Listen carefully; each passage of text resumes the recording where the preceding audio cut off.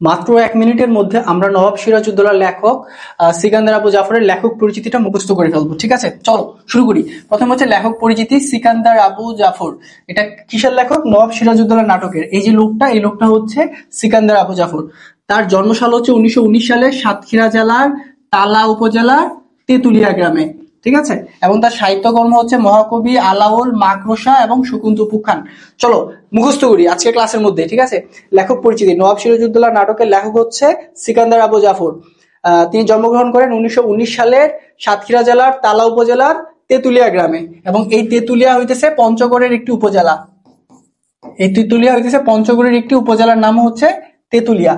তার সাহিত্যকর্ম হচ্ছে মহাকবি আলাওল, মাকড়সা এবং শকুন্তপুক খান। মুখস্থ করো, এখনই মুখস্থ করে ফেলো। হ্যাঁ, মহাকবি আলাওল, মাকড়সা এবং শকুন্তপুক খান। যদি প্রশ্ন করা হয় যে মহাকবি কার লেখা, পারবা না? যদি প্রশ্ন করা হয় তোমার হচ্ছে আলাওল কার লেখা, শকুন্তপুক খান কার লেখা, পারবা না? অবশ্যই পারবা। এবং তিনি আরো দুইটা হচ্ছে বিখ্যাত রচনা করে, সেটা হচ্ছে আমাদের সংগ্রাম চলবেই এবং বাংলা ছাড়ো। ঠিক আছে, যদি প্রশ্ন করা হয় বাংলা ছাড়ো কার লেখা, আমাদের সংগ্রাম চলবে কার লেখা, উত্তর দেওয়া হইতেছে সিকান্দার আবু জাফর। এবং তিনি হইতেছে একটা পুরস্কার পায়, সেটা হইতেছে বাংলা একাডেমি পুরস্কার 1966 সালে। এবং তার সম্পাদিত একটি পত্রিকা আছে, সম্পাদিত পত্রিকার নাম হচ্ছে মাসিক সমকাল। সিকান্দার আবু জাফরের সম্পাদিত পত্রিকার নাম কি? মাসিক সমকাল। এবং এই সিকান্দার আবু জাফর কাজী নজরুল ইসলামের দৈনিক নবযুগ পত্রিকায়ও কাজ করার অভিজ্ঞতা তার আছে। কোন পত্রিকা?